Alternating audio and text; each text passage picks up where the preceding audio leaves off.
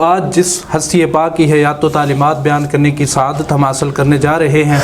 جب ان کا نام آتا ہے تو طبیعت پہ ایک سادگی، ایک کیف طاری ہو جاتا ہے۔ ان کا کمال یہ تھا کہ یہ امی درویش تھے، کسی کالج، کسی یونیورسٹی، کسی مدرسے سے فاضل نہیں تھے۔ میری مراد سائیں توکل شاہ امبالوی رحمۃ اللہ تعالی علیہ، نقش بند سلسلہ کے یہ بہت بڑے بزرگ تھے۔ ان کے سامنے جب بھی قرآن یا حدیث کو پڑھا جاتا تو ان کو معلوم ہو جاتا، جب قرآن پڑھا جاتا تو وہ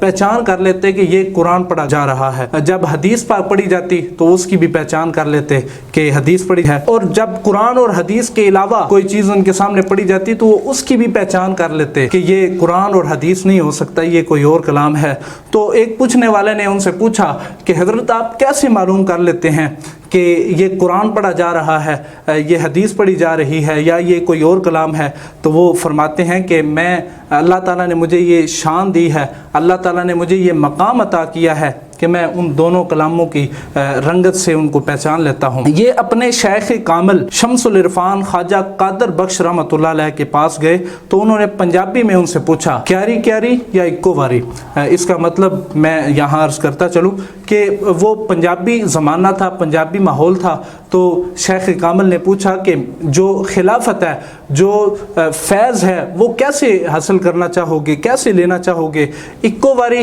یعنی ایک دم سارا دے دوں یا پھر تھوڑا تھوڑا کر کے؟ تو وہ آگے سے بڑے صاحب نظر تھے تو وہ کہنے لگے، حضرت اکو واری یعنی ایک مرتبہ ہی سارا عطا فرما دیں۔ ناظرین اکرام، ان سے خلافت کے بارے میں پوچھا گیا تو فرماتے ہیں کہ مجھے آسمان سے خلافت عطا ہوئی ہے، اور فرماتے ہیں کہ میں کھلے میدان میں تھا تو آسمان سے ایک دستار اتری اور میرے سر کے اوپر لپیٹ دی گئی۔ ان کے تذکار جمیلہ اور ملفوظات پر مبنی کتاب ذکر خیر ایک ایسی تصنیف ہے کہ اگر کوئی تصوف کا حقیقی لطف لینا چاہتا ہے، اگر کوئی تصوف کی چاشنی حاصل کرنا چاہتا ہے تو وہ اس کتاب ذکر خیر کو پڑھ لے۔ ایک سکھ راجہ نے دعوت دی کہ میرے بیٹے کی خوشی ہے، میرے بیٹے کی کوئی سرمنی ہے، تو آپ میرے بیٹے کی تقریب میں تشریف لائیں، میں آپ کو بہت سارا انعام بھی دوں گا، دولت بھی دوں گا، پلاٹ بھی دوں گا، جگہ بھی دوں گا۔ تو اس کو جواباً خط لکھتے ہیں کہ ہم ایک ایسے غنی کے در کے سوالی ہیں کہ جس کے در پہ کوئی خالی دامن جاتا ہے تو وہ مرادوں سے بھر جاتا ہے۔